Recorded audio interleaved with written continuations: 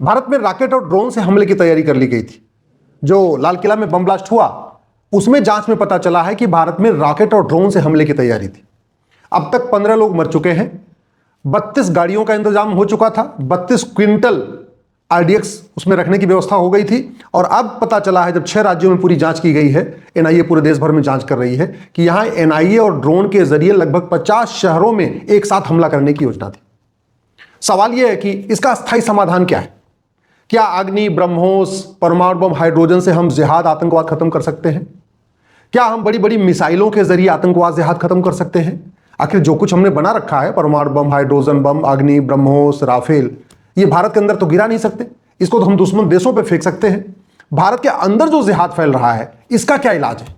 और अगर डॉक्टर आतंकवादी हो सकता है तो कंपाउंडर भी आतंकवादी हो सकता है, इंजीनियर आतंकवादी हो सकता है तो फिर तो पायलट भी आतंकवादी हो सकता है, अगर प्रोफेसर आतंकवादी हो सकता है तो स्टेशन मास्टर भी आतंकवादी हो सकता है, अगर प्लम्बर, फिटर, मैकेनिक आतंकवादी हो सकते हैं, फिर तो शादी विवाह में जो खाना बनाते हैं वो भी आतंकवादी हो सकते हैं। पता चला 500 लोगों की बारात आ रही है, उसमें जहर मिला दिया, 500 के 500 बाराती खत्म।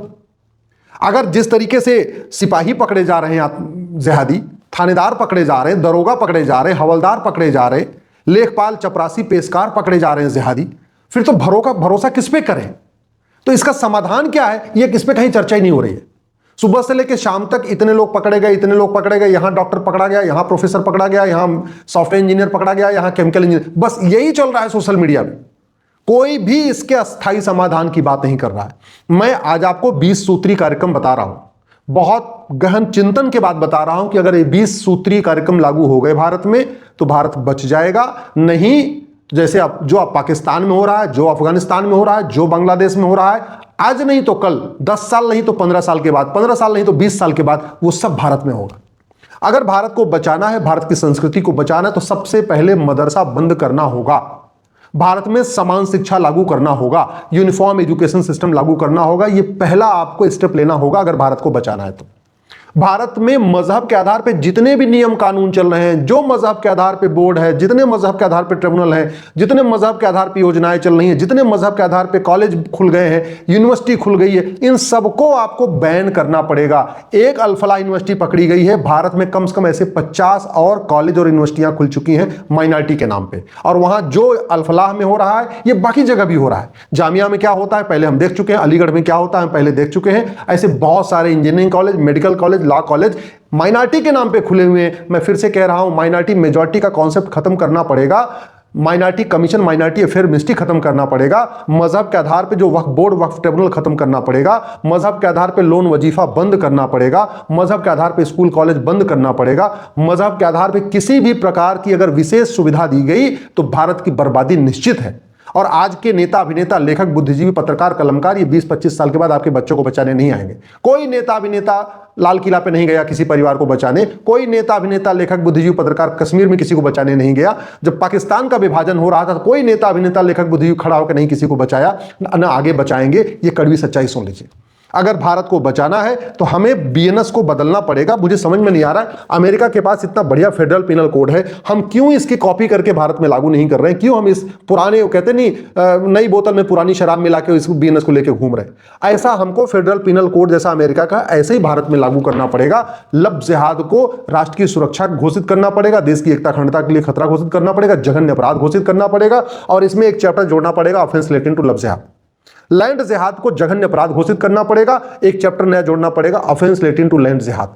घुसपैठ को जघन्य अपराध घोषित करना पड़ेगा, एक नया चैप्टर इसमें जोड़ना पड़ेगा, ऑफेंस रिलेटिंग टू इन्फिल्ट्रेशन। धर्मांतरण को जघन्य अपराध घोषित करना पड़ेगा, इसमें एक नया चैप्टर जोड़ना पड़ेगा, ऑफेंस रिलेटिंग टू कन्वर्जन।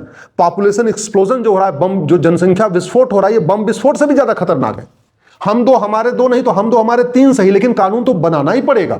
और इसको सीधे सिटीजनशिप से जोड़ना पड़ेगा कि जो 3 से ज्यादा बच्चा पैदा करेगा, जो चौथा बच्चा पैदा करेगा, उसकी नागरिकता खत्म होगी और 10 साल सजा होगी। जब ऐसा कानून बनेगा तब जनसंख्या नियंत्रण कानून सफल हो पाएगा। और ये नहीं किया हमने तो मैं फिर से कह रहा हूं, 15 से 20 साल के बाद वो होगा जिसकी आपने कल्पना नहीं किया था। आज जो हो रहा है इसकी भी आपने कल्पना नहीं किया होगा, लेकिन हो रहा है। ऐसे 15 से 20 साल के बाद क्या होगा उसकी भी आप कल्पना नहीं कर रहे हैं, लेकिन वो होगा जो आपने कल्पना आज नहीं किया। अगर भारत को बचाना है तो जो ड्रग का कारोबार चल रहा है, जिसके कारण 1 लाख करोड़ का कारोबार भारत में चल रहा है ड्रग का, और 10 लाख नशेड़ी हो चुके हैं। इसमें से ज्यादातर कौन है, ज्यादातर ड्रग कंज्यूम कौन कर रहा है, ज्यादातर किसके बच्चे नशेड़ी हो रहे हैं, उसमें कुछ कहने की जरूरत नहीं है। तो हमको ड्रग को जघन्य अपराध घोषित करना पड़ेगा। अगर भारत को बचाना है, हमें विदेशी फंडिंग रोकना पड़ेगा। विदेशी फंडिंग कराने के लिए ही 2010 में कांग्रेस ने FCRA कानून बनाया था। वो कानून आज भी चल रहा है, और उस कानून के जरिए लगभग 50,000 करोड़ की फंडिंग हो रही है। ये जो आतंकवादी पकड़े गए हैं, जिहादी पकड़े गए हैं, जो मिशनरियां धर्मांतरण का खेल कर रही,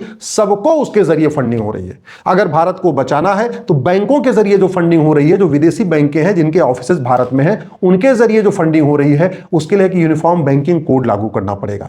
अगर भारत को बचाना है तो हमें मनी लॉन्ड्रिंग कंप्लीटली बैन करना पड़ेगा, सबसे जघन्य अपराध घोषित करना पड़ेगा।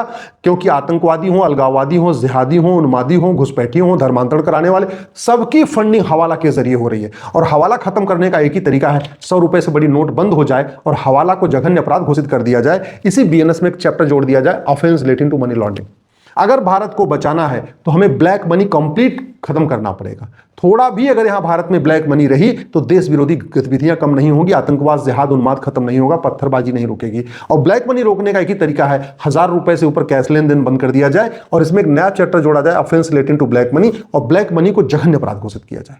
जब तक बेनामी लेन देन चलेगा तब तक इनकी फंडिंग होती रहेगी, और फंडिंग होती रहेगी तो आतंकवाद, जिहाद, मजहबी उन्माद चलता रहेगा, घुसपैठ, धर्मांतरण होती रहेगी। समाधान यही है, 10,000 रुपए से ऊपर मैंडेटरी, आधार को मैंडेटरी कर दिया जाए, और इसमें BNS में एक चैप्टर जोड़ा जाए, ऑफेंस रिलेटिंग टू बेनामी ट्रांजैक्शन, और बेनामी लेन देन को भी जघन्य अपराध घोषित किया जाए। अगर भारत को बचाना है, भारत की संस्कृति को बचाना है, तो हमें पुलिस रिफॉर्म करना पड़ेगा। हमें एक इंडिपेंडेंट पुलिस चाहिए, हमें एक रिस्पॉन्सिबल पुलिस चाहिए, हमें एक अकाउंटेबल पुलिस चाहिए, हमें सत्ता की गुलाम पुलिस नहीं चाहिए। आज चूंकि 1861 वाला पुलिस एक्ट चल रहा है, हमने पुलिस रिफॉर्म किया नहीं, हमने पुलिस चार्टर लागू नहीं किया, पुलिस को स्वतंत्रता नहीं दिया, पुलिस को निष्पक्ष नहीं बनाया, तो जहां जहां पे सरकार चाहती है वहां की पुलिस तो आतंकवादियों के पीछे पड़ी हुई है। लेकिन भारत में बाकी सारे राज्यों में पुलिस का व्यवहार एक जैसा नहीं है। एक जैसा व्यवहार तभी होगा जब one nation one police code होगा, पुलिस चार्टर होगा, पुलिस अकाउंटेबल और रिस्पॉन्सिबल होगी। भारत को बचाना है तो हमें सड़े हुए जुडिशल सिस्टम को खत्म करना पड़ेगा, नया जुडिशल सिस्टम लागू करना पड़ेगा। ऐसा घटिया जुडिशल सिस्टम कि कन्हैया लाल की जिन्होंने हत्या किया, उन्होंने खुद ही वीडियो बना के कहा कि हां मैंने मारा है। कन्हैया लाल का परिवार कह रहा है कि हां इन जिहादियों ने मारा, वो जिहादी कह रहे हैं कि हां मैंने कन्हैया लाल को मारा। इसके बाद हमारे जुडिशल सिस्टम कह रहा है कि गवाह ले आओ, गवाहों के बयान होंगे, गवाहों के क्रॉस एग्जामिनेशन होंगे। ऐसे सड़े हुए जुडिशल सिस्टम से आप आतंकवाद खत्म नहीं कर सकते। यहां तो एक ही तरीका करना होगा, आतंकवादी को पकड़ो, narco polygraph brain mapping test करो, और टेस्ट में जैसे कंफर्म हो जाए उसको हाथ के हाथ महीने 2 महीने के अंदर उठा के फांसी पे चढ़ा दो। जैसे अब तक जो लाल किला पे घटना हुई है, 400 डॉक्टर रडार पे हैं, 15 के आसपास पकड़े जा चुके हैं, ठीक है, कई सारे मदरसे रडार पे हैं, जो भी पकड़े जा रहे हैं। अब क्या होगा, वर्तमान कानून में न इनकी 100% प्रॉपर्टी जब्त होगी, न इनकी नागरिकता खत्म होगी, न इनको साल भर के अंदर फांसी होगी। जब कुछ नहीं होगा तो कानून का खौफ कैसे पैदा होगा? कानून का खौफ तभी पैदा होगा जैसे ही कोई जिहादी पकड़ा जाए, आतंकवादी पकड़ा जाए, अलगाववादी पकड़ा जाए, तुरंत उसका narco polygraph brain mapping test करें, उससे जो 100-200 सवाल पूछना है वो पूछे, उस सवाल को लाइव कर दें, और नार्को पॉलीग्राफ का जो है पूरा लाइव उसका जो है प्रसारण होना चाहिए। पूरा देश देखे, पूरी दुनिया देखे कि आतंकवादी क्या सोच रहे हैं, क्यों आए, किसने भेजा, किसके कहने पर आए, और सीधे उठा के फांसी। जब तक 2 महीने, 3 महीने, 6 महीने के अंदर ऐसे जिहादियों को फांसी नहीं होगी, कानून का खौफ नहीं पैदा होगा। जो भारत में हो रहा है ये चीन में नहीं होता, क्योंकि वहां कानून का खौफ है। हमारे देश में कानून का खौफ नहीं है। और अगर भारत को बचाना है तो सबसे बड़ी बात, जस्टिस विद इन ईयर लागू करना पड़ेगा। मैं फिर से कह रहा हूं, पहले भी कई बार कह चुका हूं, आतंकवाद की चर्चा करने से आतंकवाद खत्म नहीं होगा, अलगाववाद की चर्चा करने से अलगाववाद खत्म नहीं होगा, जिहाद की चर्चा करने से जिहाद नहीं खत्म होगा, घुसपैठ की चर्चा करने से घुसपैठ नहीं खत्म होगी, धर्मांतरण की चर्चा करने से धर्मांतरण नहीं रुकेगा, ड्रग स्मगलिंग की चर्चा करने से ड्रग स्मगलिंग, कोई भी समस्या चर्चा करने से ठीक नहीं होगी। लेकिन मैं कह रहा हूं, जितने ये खतरे हैं, सारे के सारे खतरे 90% साल भर में कम हो सकते हैं, सारे के सारे, चाहे लव जिहाद हो, चाहे लैंड जिहाद हो, चाहे धर्मांतरण हो, चाहे घुसपैठ हो, चाहे जनसंख्या विस्फोट हो, अलगाववाद हो, आतंकवाद हो, जिहाद हो, मजहबी उन्माद हो, पत्थरबाजी हो, या RDX की खरीदने बेचने की, जो कुछ भी है, ये सब 90% साल भर में खत्म हो सकता है। बस नियम कानूनों को बदलना होगा। इसलिए मैं आपसे हाथ जोड़ के निवेदन कर रहा हूं, पार्टियों की गुलामी छोड़ दीजिए। ये गांधीवादी, समाजवादी, लोहियावादी, अंबेडकरवादी, पेरियारवादी केवल आपको गुमराह करके पैसा जमा कर रहे हैं, पैसा इकट्ठा कर रहे हैं। ये जितने जिन नेताओं के भरोसे बैठे हुए हैं, ये सब के सब, कोई ऑस्ट्रेलिया भागेगा, कोई कनाडा भागेगा, कोई लंदन भागेगा। इन लोगों ने अपना बढ़िया वहां पे प्रॉपर्टी वगैरह खरीद लिया है। फंसेंगे हमारे और आपके बच्चे। तो दल गुलामी छोड़िए और कठोर कानून की मांग करिए।